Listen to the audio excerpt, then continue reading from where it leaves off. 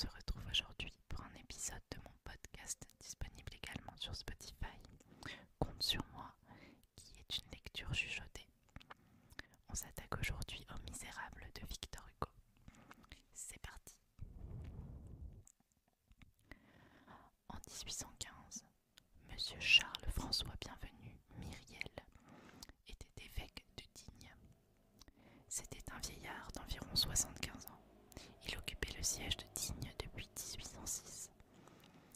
Quoique ce détail ne touche en aucune manière au fond même de ce que nous avons à raconter, il n'est peut-être pas inutile, ne fût-ce que pour être exact en tout, d'indiquer ici les bruits et les propos qui avaient couru sur son compte au moment où il était arrivé dans le diocèse.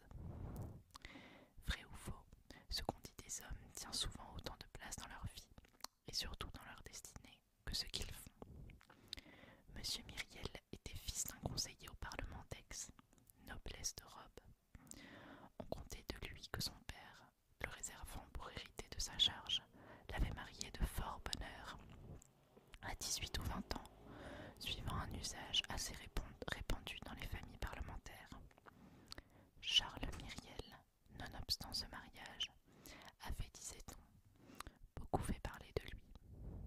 Il était bien fait de sa personne, quoique d'assez petite taille, élégant, gracieux, spirituel. Toute la première partie de sa vie avait été donnée au monde et aux galanteries. La Révolution survint, les événements se précipitèrent, les familles parlementaires décimées, chassées, traquées, se dispersèrent. Monsieur Charles Myriel, dès les premiers jours de la Révolution, émigra en Italie. Sa femme y mourut d'une maladie de poitrine dont elle était atteinte depuis longtemps. Il n'avait point d'enfant. Que se passa-t-il ensuite dans la destinée de Monsieur Myriel? L'écroulement de l'ancienne société française, la chute de sa propre famille, les tragiques spectacles de 93, plus effrayants encore peut-être pour les émigrés qui les voyaient de loin avec le grossissement de l'épouvante, firent-ils germer en lui des idées de renoncement et de solitude?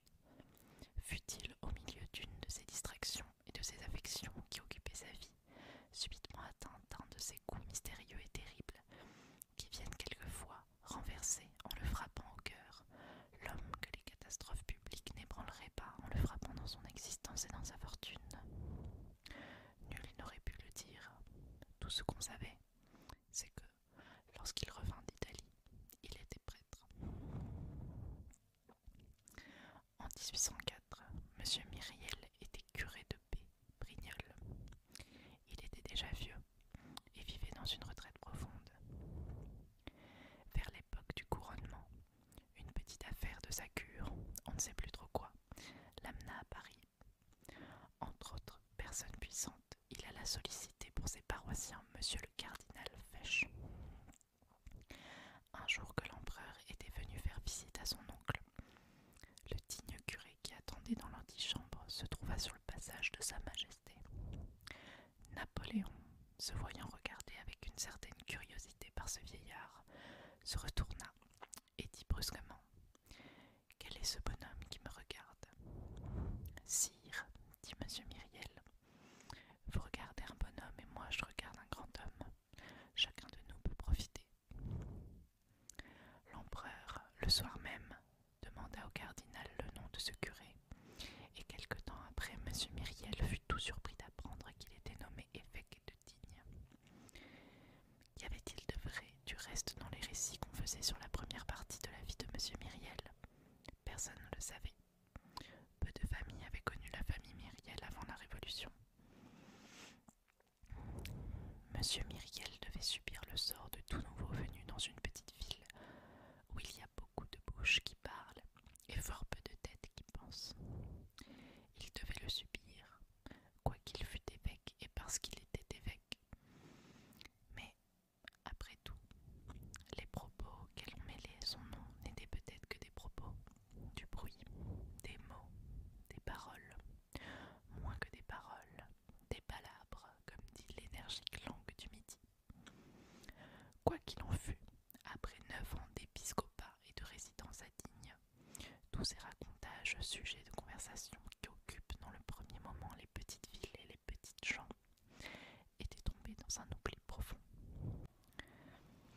Monsieur Myriel était arrivé à Digne accompagné d'une vieille fille, mademoiselle Baptistine, qui était sa sœur et qui avait 10 ans de moins que lui.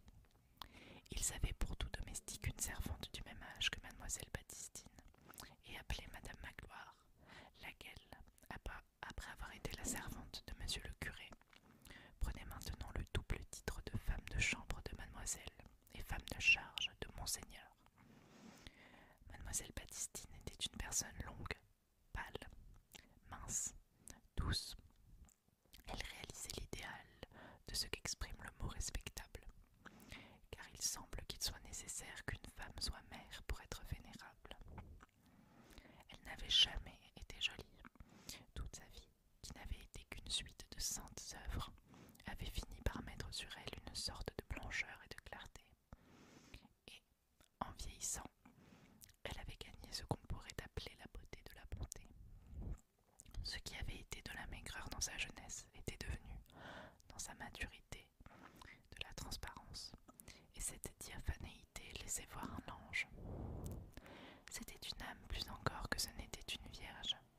Sa personne semblait faire d'ombre, à peine assez de corps, pour qu'il y eût là un sexe, un peu de matière contenant une lueur, de grands yeux toujours baissés, un prétexte pour qu'une âme reste sur la terre. Madame Magloire était une petite vieille, blanche, grasse, replète, affairée, toujours haletante, à cause de son activité d'abord, ensuite à cause d'un asthme. À son arrivée, on installa M. Myriel en son palais épiscopal avec les honneurs voulus par les décrets impériaux qui classent l'évêque immédiatement après le maréchal de Caen. Le maire et le président lui firent la première visite, et lui de son côté fit la première visite au général et au préfet. L'installation terminée, la ville attendit son évêque à l'œuvre.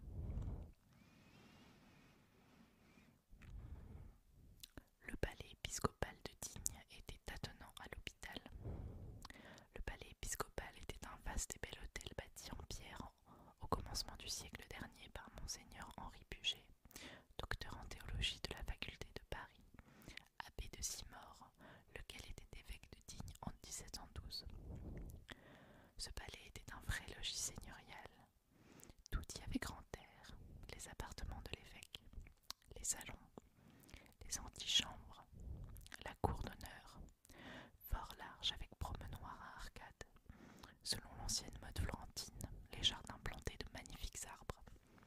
Dans la salle à manger, longue et superbe galerie qui était au rez-de-chaussée et s'ouvrait sur les jardins, monseigneur Henri Puget avait donné un manger en cérémonie le 29 juillet 1714 à messeigneur Charles Brulart de Genlis, archevêque prince d'Embrun, Antoine de Maigrigny, capucin, évêque de Grasse, Philippe de Vendôme, grand prieur de France, abbé de Saint-Honoré de Lérins, François de Berton de Grillon, évêque baron de Vence, César de Sabran de Forcalquier, évêque de Glandève, et Jean Swanen, prêtre de l'Oratoire, prédicateur ordinaire du roi, évêque seigneur de Senez. Les portraits de ces 7 révérends personnages décoraient cette salle, et cette date mémorable, 29 juillet 1714, y était gravée en lettres d'or sur une table de marbre blanc. L'hôpital était une maison étroite et basse à un seul étage, avec un petit jardin.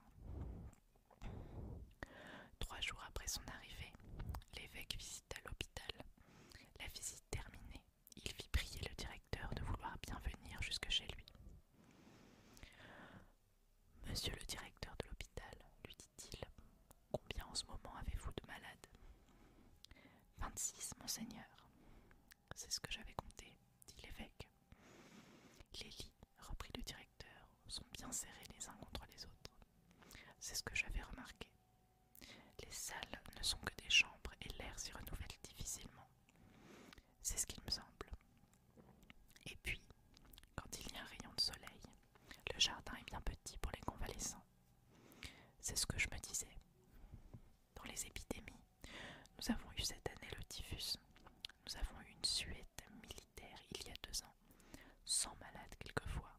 ne savons que faire. C'est la pensée qui m'était venue.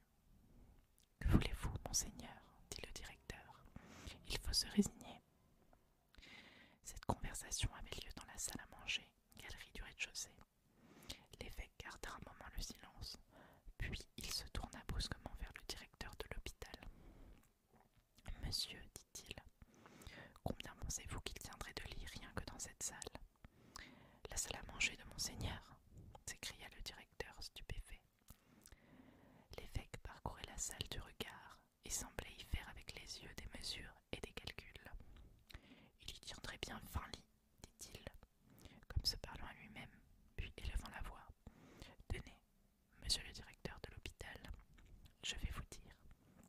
Il y a évidemment une erreur. Vous êtes 26 personnes dans 5 ou 6 petites chambres.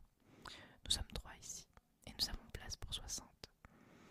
Il y a erreur, je vous dis. Vous avez mon logis, et j'ai le vôtre. Rendez-moi ma maison, c'est ici chez vous. Le lendemain, les 26 pauvres malades étaient installés dans le palais de l'évêque, et l'évêque était à l'hôpital. Monsieur Myriel n'avait point de bien.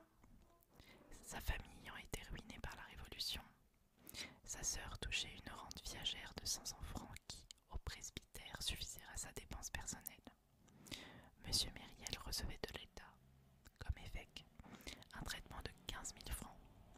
Le jour même où il vint se loger dans la maison de l'hôpital, monsieur Myriel détermina l'emploi de cette somme une fois pour toutes de la manière suivante. Nous transcrivons ici une note écrite de sa main. Note pour régler les dépenses de ma maison. Pour le petit séminaire, 1500 livres. Congrégation de la mission, 100 livres. Pour les lazaristes de Montdidier, 100 livres. Congrégation du Saint-Esprit, 150 livres. Établissement religieux de la Terre Sainte, 100 livres. Société de charité maternelle, 300 livres. En sus pour celle d'Arles, 50 livres. Œuvre pour l'amélioration des prisons, 400 livres. Œuvre pour le soulagement et la délivrance des prisonniers, 500 livres. Pour libérer des pères de familles prisonniers pour dette, 1000 livres. Supplément au traitement des pauvres maîtres d'école du diocèse, 2000 livres. Grenier d'abondance des Hautes-Alpes, 100 livres. Congrégation des Dames de Digne, de Manosque et de Sisteron pour l'enseignement gratuit des filles indigentes, 1500 livres. Pour les pauvres, 6000 livres. Ma dépense personnelle, 1000 livres. Total, 15 000 livres. Pendant tout le temps qu'il occupa le siège de Digne, monsieur Myriel ne changea presque rien à cet arrangement. Il appelait cela, comme on voit, avoir réglé les dépenses de sa maison. Cet arrangement fut accepté avec une soumission absolue par mademoiselle Baptistine. Pour cette sainte fille, monsieur de Digne était tout à la fois son frère et son évêque, son ami selon la nature et son supérieur selon l'Église. Elle l'aimait et elle le vénérait tout simplement. Quand il parlait, elle s'inclinait. Quand il agissait, elle adhérait. La servante seule, madame Magloire, murmura un peu. Monsieur l'évêque, on l'a pu remarquer, ne s'était réservé que 1000 livres, ce qui, joint à la pension de mademoiselle Baptistine, faisait 1500 francs par an. Avec ces 1500 francs, ces deux vieilles femmes et ce vieillard vivaient. Et quand un curé de village venait de Digne, monsieur l'évêque trouva encore moyen de le traiter, grâce à la sévère économie de madame Magloire et à l'intelligente administration de mademoiselle Baptistine. Un jour, il était à Digne depuis environ 3 mois, l'évêque dit. Avec tout cela, je suis bien gêné. Je le crois bien, s'écria madame Magloire. Monseigneur n'a seulement pas réclamé la rente que le département lui doit pour ses frais de carrosse en ville et de tournée dans le diocèse. Pour les évêques d'autrefois, c'était l'usage.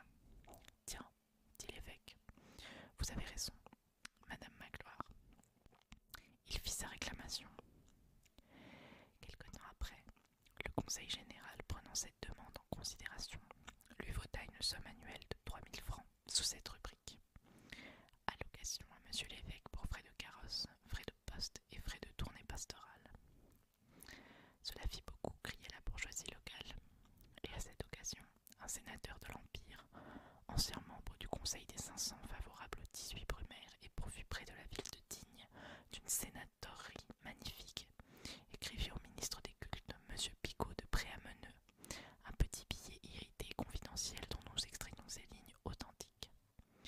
Des frais de carrosse. Pourquoi faire dans une ville de moins de 4000 habitants?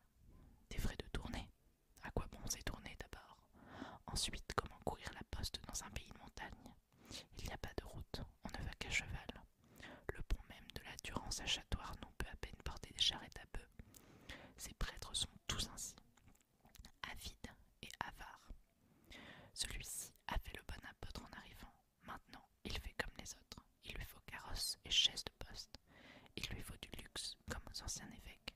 Oh, toute cette prêtraille! Monsieur le comte, les choses n'iront bien que lorsque l'empereur nous aura délivré des calotins. À bas le pape! Des affaires se brouillaient avec Rome. Quant à moi, je suis pour César tout seul. La chose, en revanche, réjouit fort Madame Magloire. Bon, dit-elle à Mademoiselle Baptistine. Monseigneur a commencé par les autres, mais il a bien fallu qu'il finisse par lui-même. Il a réglé toutes ses charités. Voilà 3000 livres pour nous, enfin. Le soir même, l'évêque écrivit et remit à sa sœur une note ainsi conçue. Frais de carrosse et de tournée. Pour donner du bouillon de viande aux malades de l'hôpital, 1500 livres. Pour la société de charité maternelle d'Aix, 250 livres. Pour la société de charité maternelle de Draguignan, 250 livres. Pour les enfants trouvés, 500 livres. Pour les orphelins, 500 livres. Total, 3000 livres. Tel était le budget de M. Myriel. Quant au casuel épiscopal, rachat de bancs, dispense, ondoiement, prédication, bénédiction d'église ou de chapelle, mariage, etc., l'évêque le percevait sur les riches avec d'autant plus d'âpreté qu'il le donnait aux pauvres. Au bout de peu de temps, les offrandes d'argent affluèrent.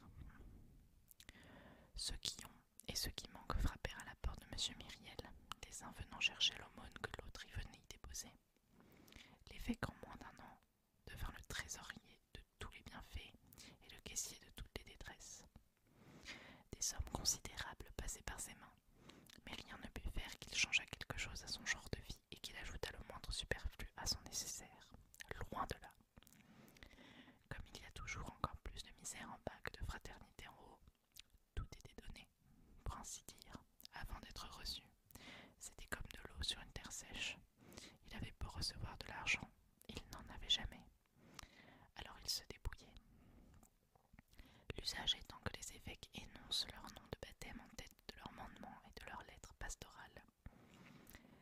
Les pauvres gens du pays avaient choisi, avec une sorte d'instinct affectueux, dans les noms et prénoms de l'évêque, celui qui leur présentait un sens. Ils ne l'appelaient que Monseigneur Bienvenu.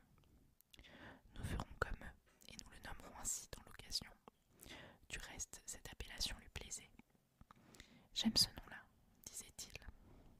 Bienvenue corrige Monseigneur. Nous ne prétendons pas que le portrait que nous faisons ici soit